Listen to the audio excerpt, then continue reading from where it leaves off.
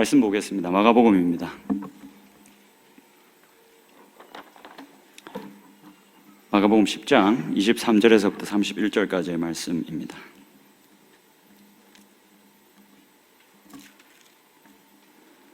마가복음 10장 23절에서부터 31절까지의 말씀을 같이 교독하면 좋겠습니다. 제가 먼저 읽겠습니다. 예수께서 둘러보시고 제자들에게 이르시되 재물이 있는 자는 하나님의 나라에 들어가기가 심히 어렵도다 하시니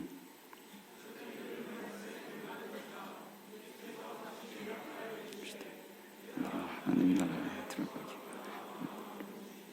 낙타가 바늘기로 나가는 것이 부자가 하나님 나라에 들어가는 것보다 쉬우니라 하시니 서로 말하되 그런즉 누가 구원을 얻을 수 있는가 하니 예수께서 그들을 보시며 이르시되 사람으로는 할 수 없으되 하나님으로는 그렇지 아니하니 하나님으로서는 다 하실 수 있느니라. 베드로가 여짜와 이르되 보소서 우리가 모든 것을 버리고 주를 따랐나이다. 예수께서 이르시되 내가 진실로 너희에게 이르노니 나와 복음을 위하여 집이나 형제나 자매나 어머니나 아버지나 자식이나 전토를 벌인 자는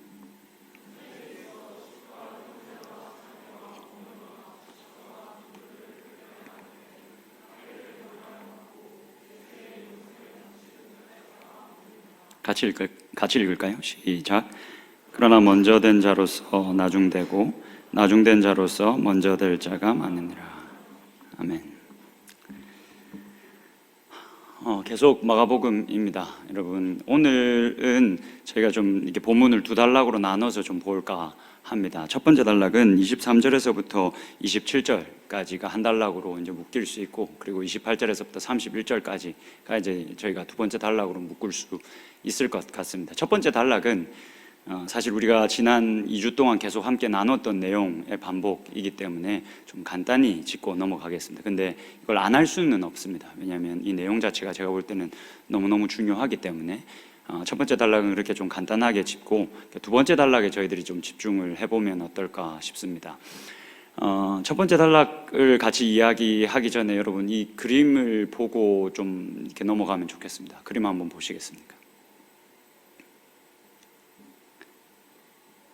여러분 잘 보이시나요? 어떻게 이 가정이 부유해 보입니까? 아니면 부유해 보이지 않습니까? 부잣집 같습니까? 가난한 집 같습니까? 딱 봐도 부잣집 같지 않습니까? 이게 한 300년경에 그려진 초상화라고 합니다. 제일 중앙에 있는 분이 기독교인 어머니고, 아닌가? 누가 엄마지? 사실 누가 엄마인지 다 비슷하게 생겼네요. 하여튼 이 중에 한 명은 엄마입니다. 네, 이 중에 한 명은 엄마인데 이게 기독교인입니다. 한 명은 엄마인데 기독교인이고 두 명의 자녀입니다. 알아서 생각하십시오. 누가 자녀인지 누가 어머니인지는. 근데 이게 300년경에 그려졌다는 게 중요합니다. 그러니까 초기 기독교가 형성되어지고 그렇게 교회가 이렇게 막 성장해 갈 때, 이제 300년경이면 로마 이 제국 안에서 기독교가 굉장히 힘을 얻어가던 때입니다. 그러니까 교회가 막 급속도로 이제 막 퍼져나가고 있던 때에 그려진 초상화입니다.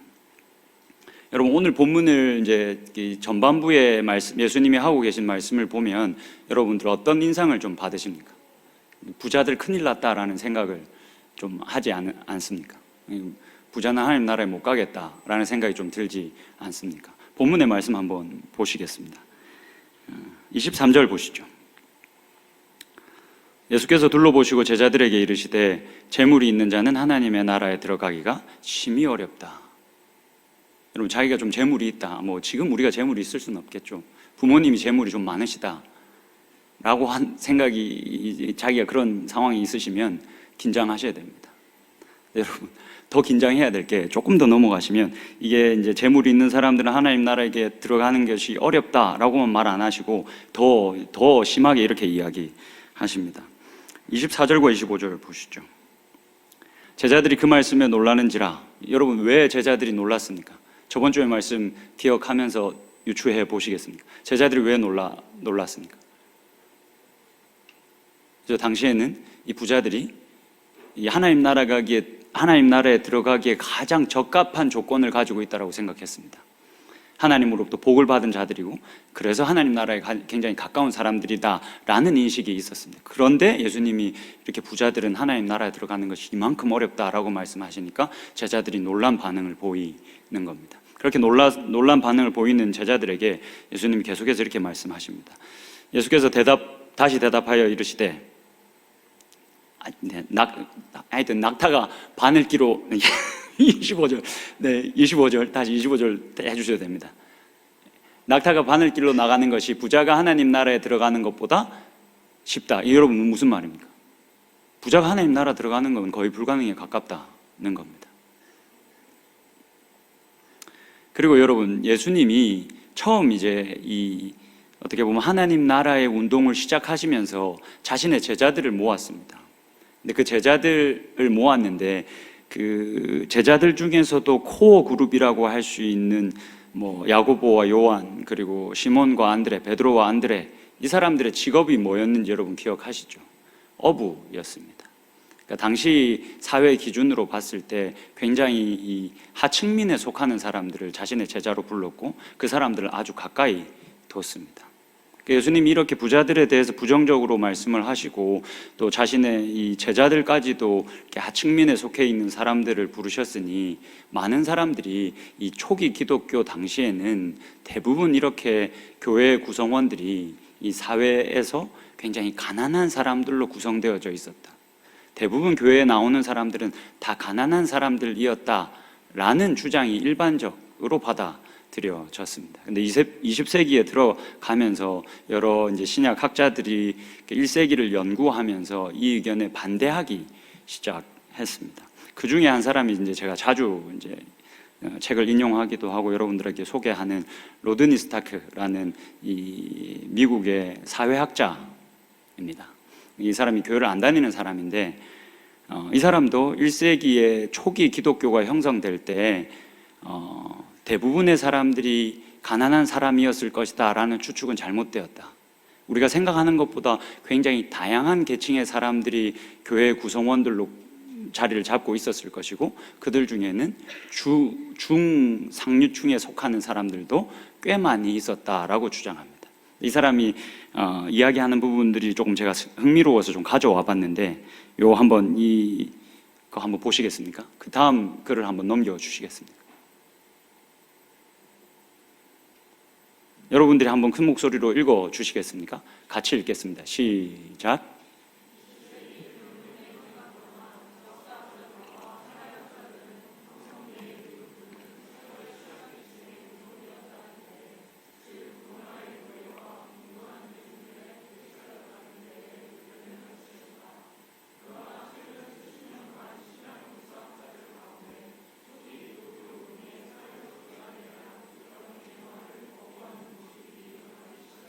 여러 가지 연구를 해보니까 사실 이 사회 구성원들이 가난한 사람들로 구성되어져 있지 않았다라는 겁니다. 그러면서 이 동일하게 이 로드니 스타크도 이거를 이렇게 주장하면서 어떻게 접근을 하냐면 이 사람이 사회학자다 보니까 사회학적으로 접근을 합니다. 그래서 이 사람이 주목한 게 신흥 종교에 누가 먼저 반응하는가였습니다.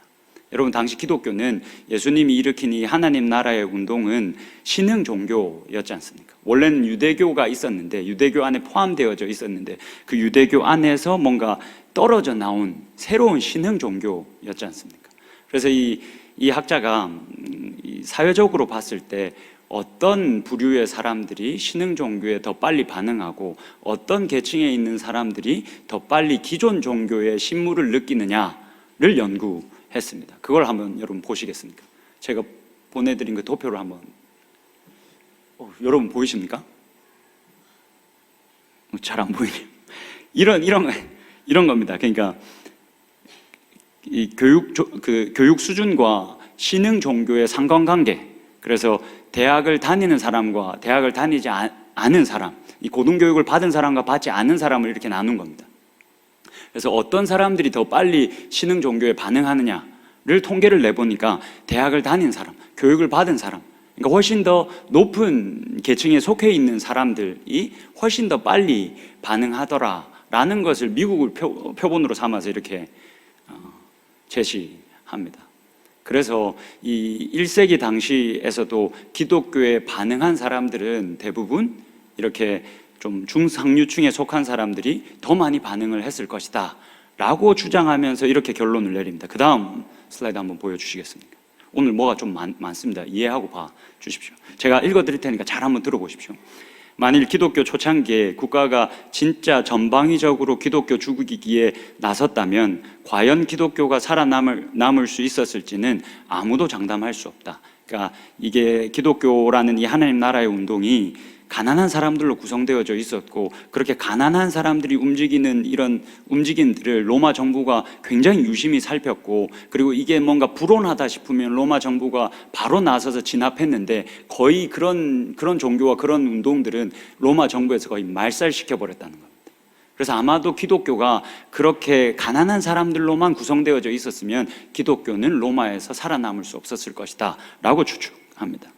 계속 읽어볼게요. 로마 국가가 정치적 위협으로 간주되는 대상에 자행한 탄압 조치는 무자비할 뿐 아니라 가차없고 철두철미했다.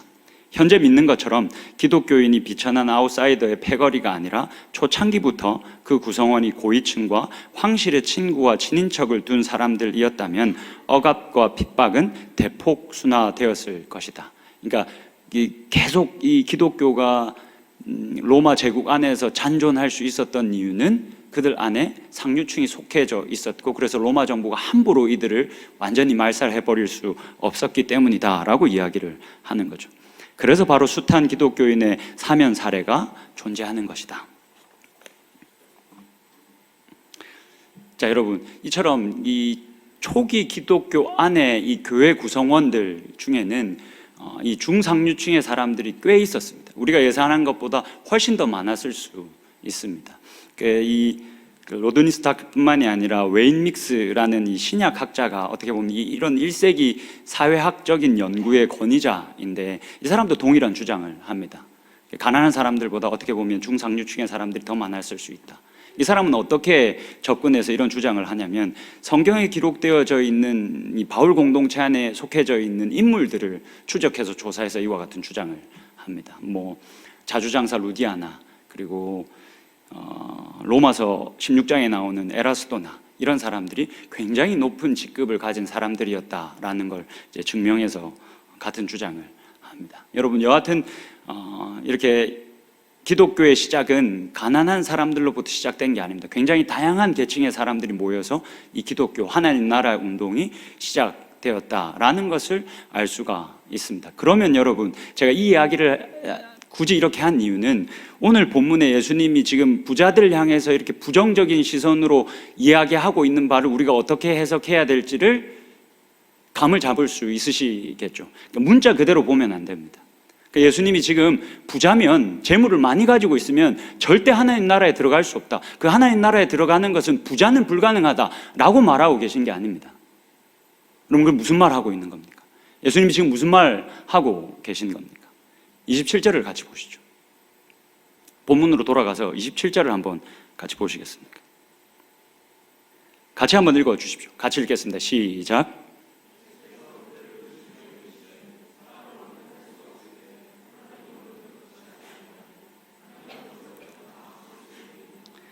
자, 여러분, 지금 예수님이 부정한 게 무엇입니까? 부자가 아니죠. 부자가 가지고 있던 당시의 사회적 인식을 예수님이 부정하셨습니다. 당시의 부자는 어떤 인식을 가지고 있었습니까? 하나님 나라에 들어가기에 인간적인 조건을 아주 잘 갖추고 있었다. 그래서 이런 인간적인 조건과 어떤 노력으로 인해서 우리는 하나님 나라 안에 들어갈 수 있다, 그런 자들이 하나님 나라에 더 가깝다 라는 이런 사회적 인식을 예수님이 부인하시는 겁니다. 하나님의 나라는 인간이 가진 어떤 조건이나 어떤 노력으로 들어갈 수 있는 나라가 아니다. 하나님의 나라는 어린아이와 같은 자들의 것이다.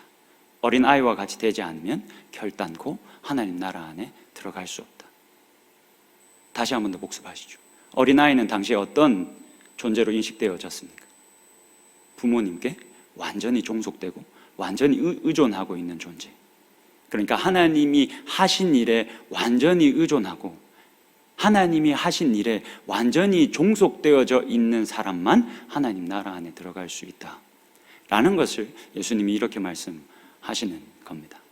자, 이렇게 이 첫 번째 단락을 좀 마무리하고 우리가 오늘 집중해야 될 부분은 두 번째 단락입니다. 여러분 28절을 같이 한번 보시죠.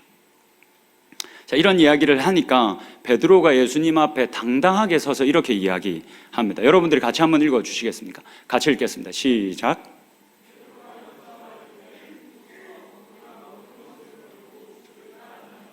자, 지금 베드로가 의기양양하게 예수님 앞에 서서 주님, 나는 그리고 나와 함께하고 있는 이 사람들은 모든 것을 버리고 주님을 따랐습니다.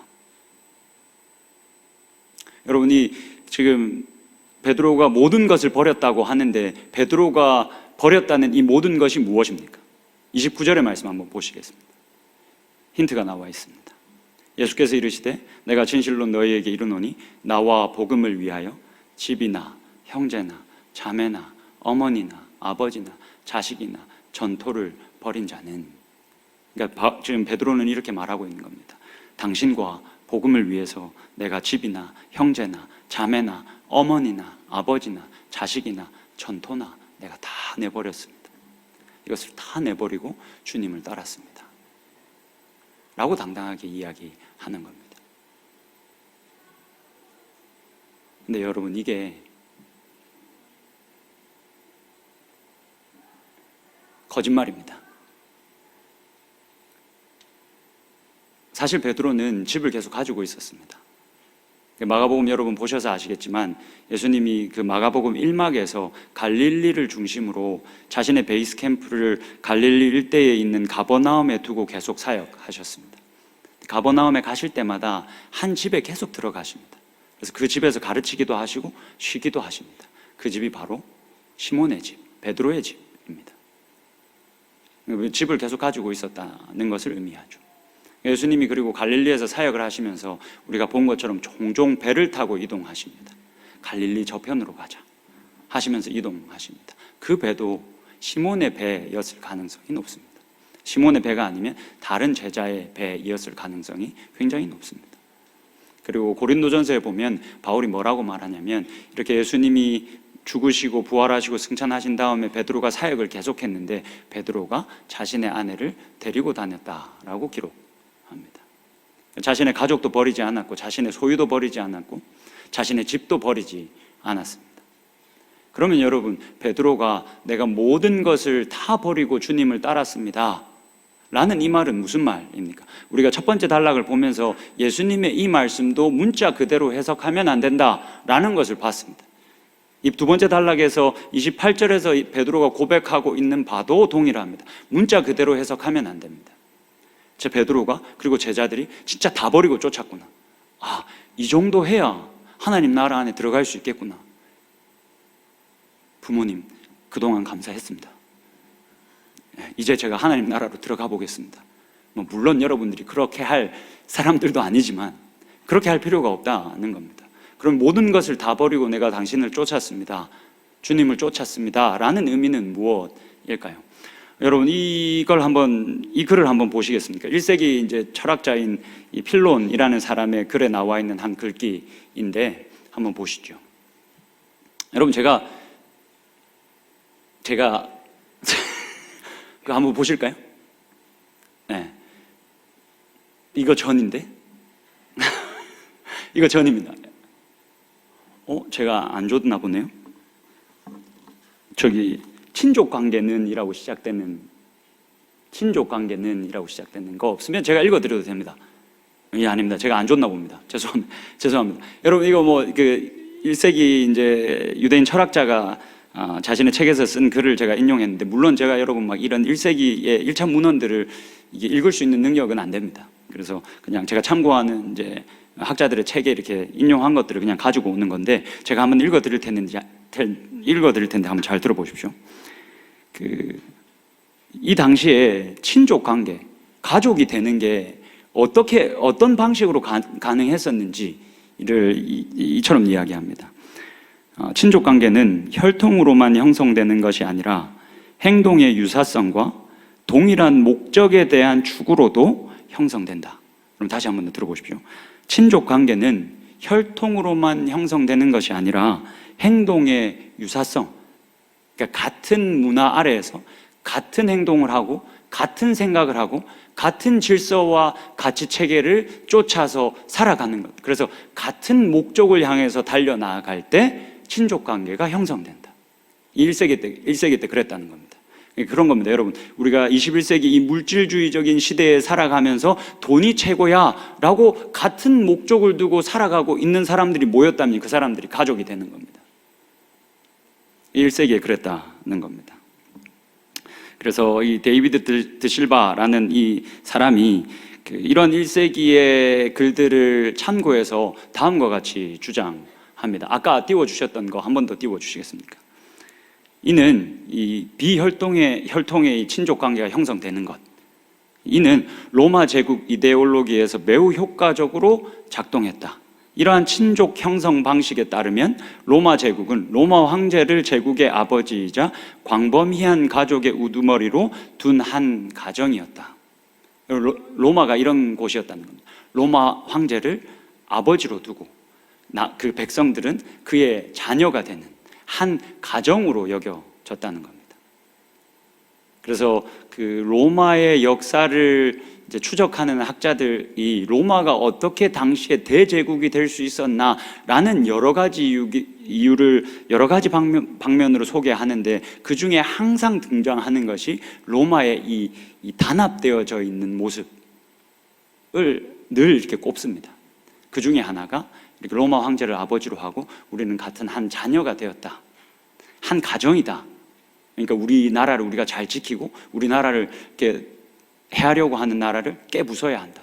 이런 것들이 굉장히 강한 나라가 로마 제국이었습니다. 이런 문화가 이때 당시에 이렇게 가득했다라는 겁니다. 그래서 다음 한 번만 더, 다른 글 한 번만 더 보시겠습니까? 이어서 이 사람이 이렇게 이야기합니다. 한 가족 구성원이 가족의 종교와 가치관에서 벗어나는 행동을 하면 다른 나머지 가족 구성원들은 가족에게 존경받을 수 있는 삶의 방식에 충실할 수 있도록 압력을 가할 수 있다. 이 지금 로마 황제를 아버지로 모시는 그런 문화에 이 사람들이 다 살아가는데, 누군가가 하나님이 아닌 로마 황제가 아닌 하나님을 왕으로 모시고 살아가면 자신의 가정과 자신이 속한 그 나라에 수치를 입히는 행동인 겁니다.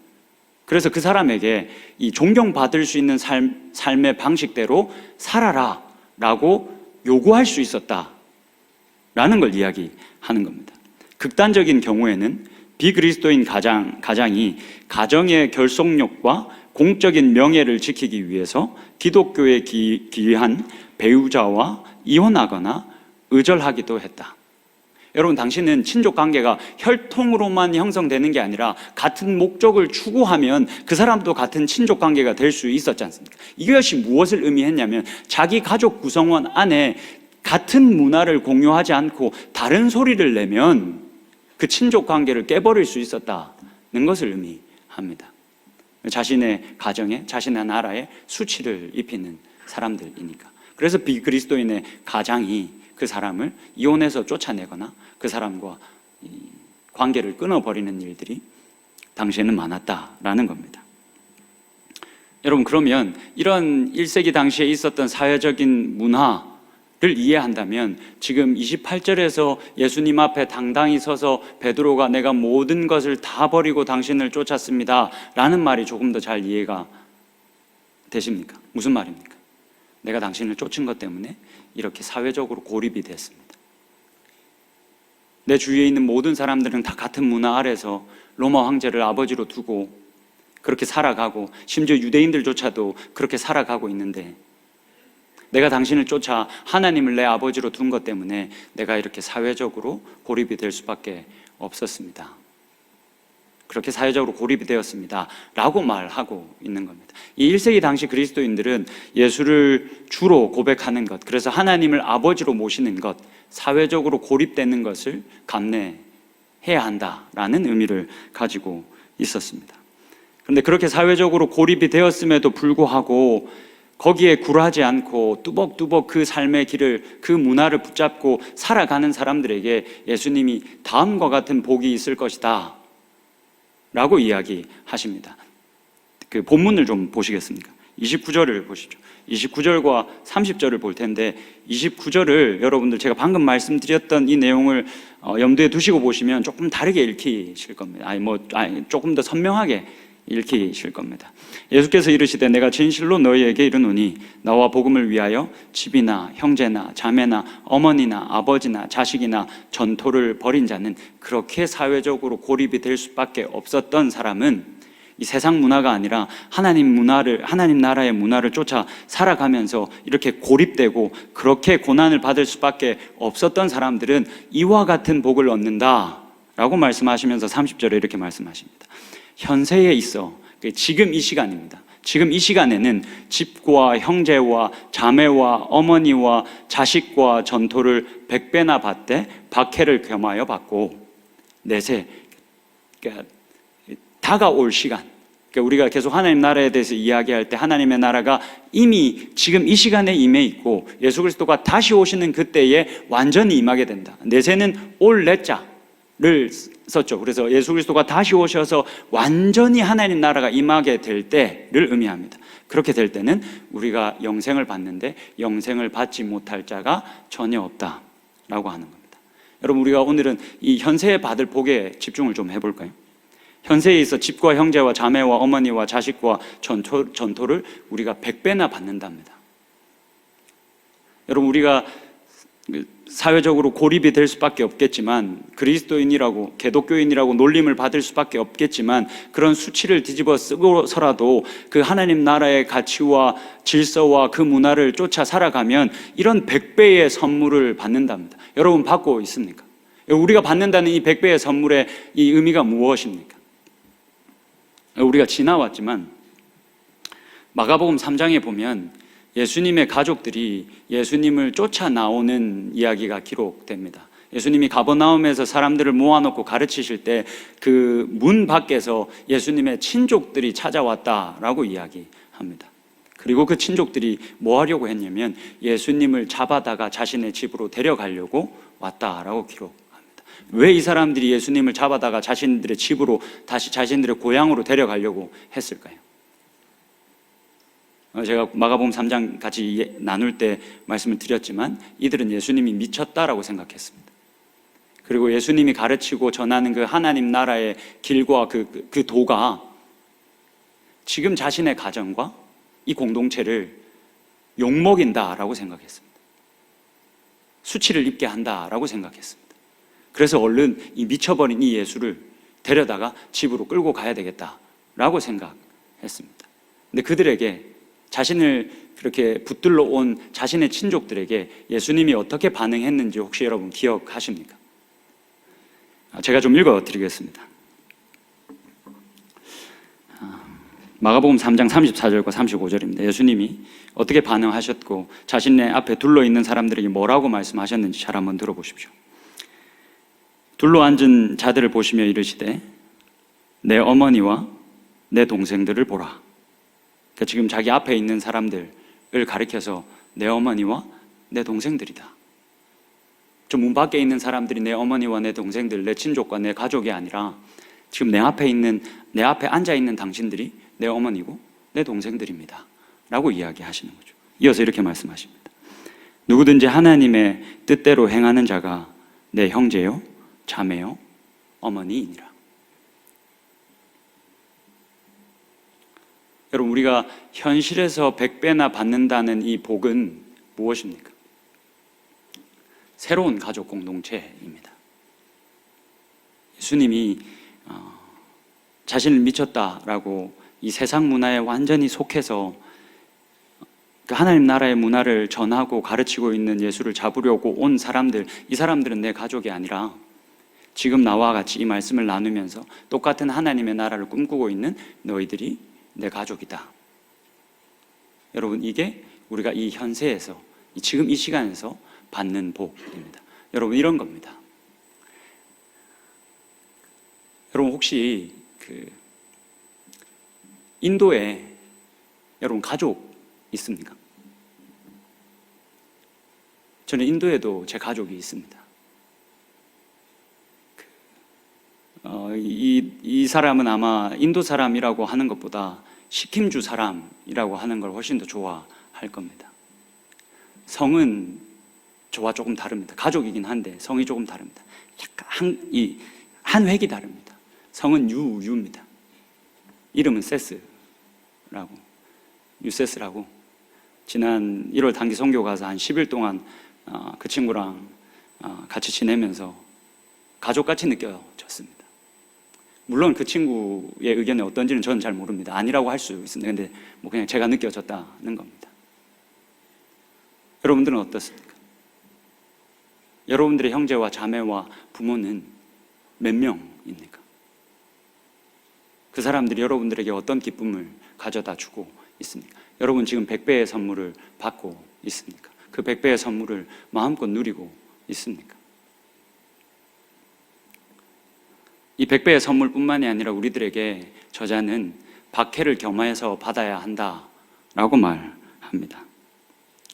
여러분, 이 박해를 겸하여 받아야 된다라는 말은 무슨 말이겠습니까?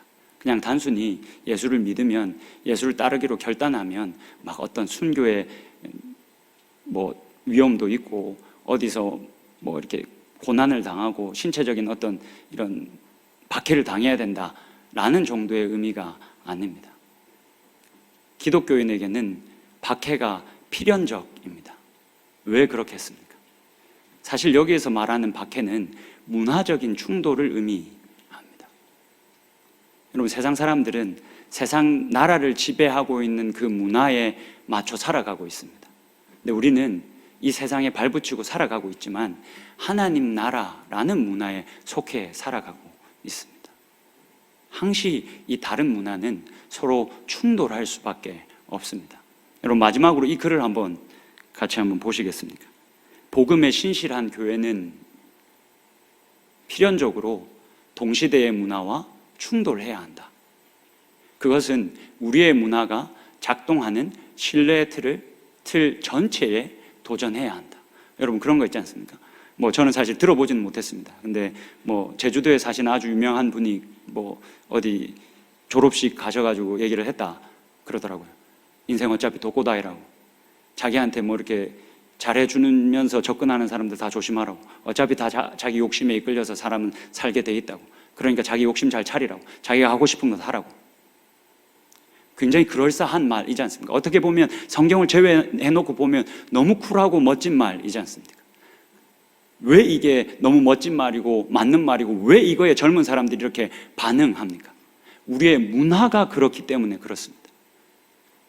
이 물질 만능주의의 이 문화 아래서 살아가고 있기 때문에 그 말이 너무 맞게 들리는 겁니다. 하나님 나라의 복음의 문화를 가진 우리들은 왜 그게 맞는데? 정말 그게 맞는 거냐고 물을 수 있어야 됩니다. 맞지? 그래, 그거 너무 맞는 말이지.가 아니라 그게 정말 맞는 말이냐고 물을 수 있어야 됩니다. 그 말을 지금 하고 있는 겁니다.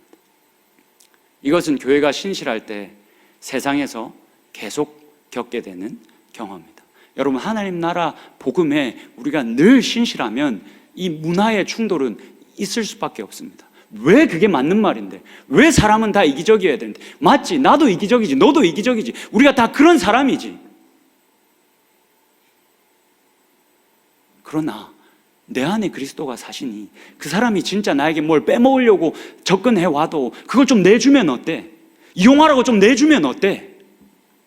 예수 그리스도가 자신의 목숨을 내어주셔서 생명을 이렇게 내어놓으셨는데 그거 내놓으면 어때? 뭐가 그게 그렇게 아까워서 인생은 독고다이어야만 하냐고. 이 문화적인 충돌이 우리들 안에 늘 있어야 합니다. 여러분, 이런 문화적인 충돌, 이런 박해 여러분들 삶 가운데 있습니까? 그리고 여러분들의 삶 가운데 형제나 자매나 100배나 받은 이 형제나 자매나 어머니나 아버지는 우리 한 분 하나님이시니까 여러분 삶에 있습니까? 여러분, 만약에 여러분들의 삶에 100배나 받은 이 선물이 없다면 그리고 문화적인 충돌이 없다면, 그 박해가 없다면, 여러분, 우리는 이 말씀을 뒤집어 보면 하나님의 나라가 아닌 세상에서 살고 있다라는 방정일지 모릅니다. 여러분, 지금 예수님이 그렇게 말하셨지 않습니까? 그렇게 하나님 나라 안에서 살아가는 사람들은 이 현세에 이 복을 받는다, 이 100배의 선물을 받는다, 그리고 핍박도 겸하여 받는다. 만약 이게 우리들 가운데 없다면, 여러분, 옆에 있는 이 지체들이 여러분들의 형제고 진짜 자매고, 이렇게 느껴지지 않는다면 여러분, 우리가 하나님 나라에 지금 거하고 있지 않을 가능성이 훨씬 더 높습니다. 사실 저는 하나님 나라에 속했다고 생각이 듭니다. 미안합니다, 혼자 이렇게 말해서. 왜 그러냐면, 사실 여러분, 제가 지금 한 1년 넘게 여러분들하고 이 시간을 같이 지내고 있지 않습니까? 이게 조금 이상하게 들릴 수도 있습니다, 여러분들에게. 근데 그런 생각이 듭니다. 시집장가 잘 갔으면 좋겠다. 좋은 남자 만났으면 좋겠다. 야, 진짜 괜찮은 좀 남자를 만났으면 좋겠다. 사실 제가 딸을 키우고 있어서 그런지 남자들은 뭐 알아서 하겠지라는 생각이 듭니다. 미안합니다. 먼저 뭐 자기들이 알아서 하겠지, 잘 만나겠지라는 생각이 드는데, 한 번씩 이렇게 자매들을 보면 이 진짜 잘 만나야 될 텐데, 남자를 잘 만나야 될 텐데 라는 생각이 듭니다. 사실 여러분, 그거 제 딸에게 늘 제가 들고 있는 마음입니다. 지금 뭐 이제 12살, 몇 살이고 얘가 초등학교 4학년밖에 안 된 제인이한테 드는, 제가 늘 가지고 있는 마음입니다. 얘가 되도록이면 결혼을 안 하고 나랑 그냥 같이 살면 좋겠다. 여러분들의 옆에 있는 사람들이 그렇게 느껴지십니까? 진짜 내 형제, 내 자매로 느껴지십니까? 느껴져야 합니다. 여러분, 이게 우리가 받은 복입니다. 여러분, 정말 느껴져야 합니다. 우리가 함께하는 시간이 쌓이면서 이게 느껴져야 합니다. 그리고 기쁘게 박해도 겸하여 받아야 합니다. 네, 여러분, 우리가 이 삶을 어떻게 살아갈 수 있겠습니까? 여러분, 시간 좀 갔는데 요 잔소리만 하고 좀 마치겠습니다. 여러분, 셀 모임 때 제발 좀 딴소리 좀 하지 마십시오. 딴 이야기 좀 하려고 하지 마십시오. 그리고 리더들이 말씀 나누자고 하면 여러분, 말씀 좀 잘 들으시고 같이 말씀을 좀 나누시고 하나님을 이야기하십시오. 제발 좀 그렇게 하십시오. 계속 저에게 그렇게 하기가 너무 어렵다는 얘기가 들려옵니다. 사실 너무 화가 납니다. 여러분, 제 딸 제인이가 여러분들 아시겠지만 제가 막 이렇게 상냥하게 말을 잘하는 사람이 아닙니다. 제 딸에게도 마찬가지입니다. 뭘 잘못하면 제가 그냥 하지 마세요 이렇게 안 합니다. 하지 마, 말했지 하지 마 이렇게 얘기를 합니다.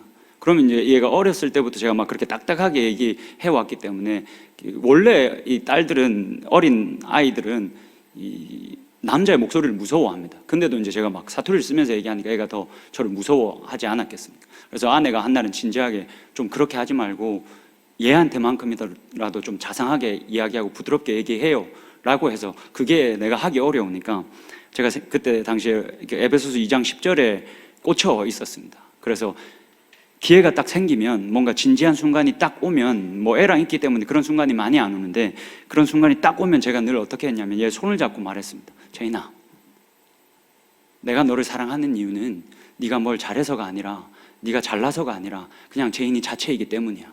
그러니까 잘할 필요도 없고 뛰어날 필요도 없어. 그냥 나는 제인이 네 자체, 그 자체를 사랑해. 아빠가 널 사랑해 라고 이야기 기회가 있을 때마다 해줬습니다. 그랬더니 얘가 어떻게 했는지 아십니까? 유치원 다닐 때 이 이야기를 자기 친구들한테 해줬답니다.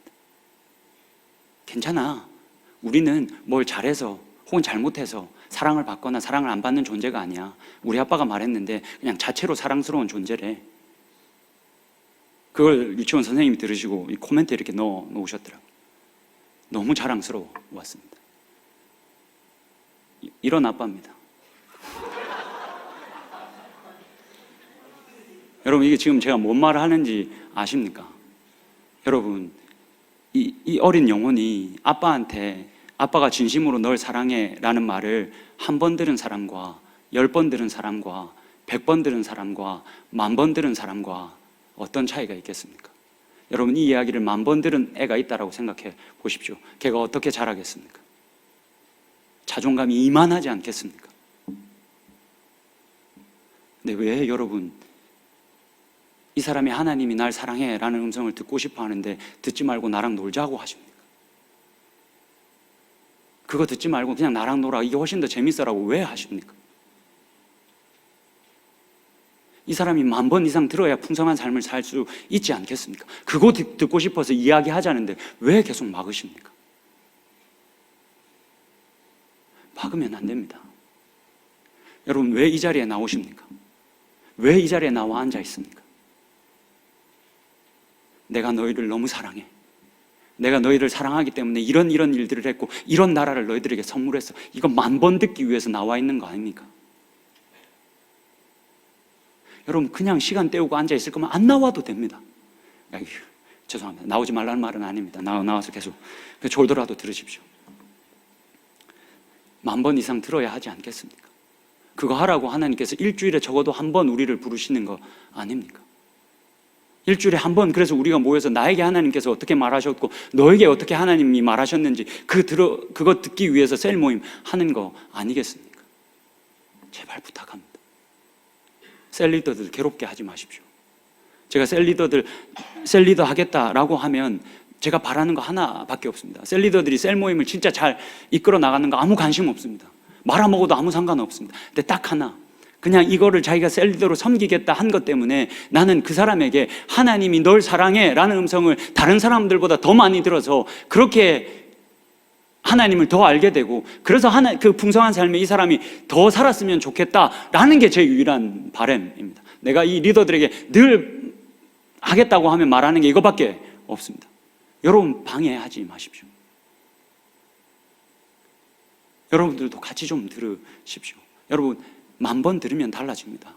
지금 1번, 2번 듣고 에이 시시해 하고 여러분들이 귀를 닫아버리니까 하나님의 나라가 일하지 않지. 여러분, 10,000번 들어보십시오. 제인이가 내가 널 사랑해 10,000번 들었다 생각해 보십시오. 세상이 감당 못할 겁니다. 하나님 그 자리로 우리를 부르셨습니다. 그러니 매 예배할 때마다, 매번 우리가 모일 때마다 하나님이 우리를 얼마나 사랑하시는지 같이 이야기하고 같이 누리고 같이 즐거워하고, 그렇게 세상에 감당할 수 없는 사람들로 성장해 갈 수 있기를 주님의 이름으로 축복합니다.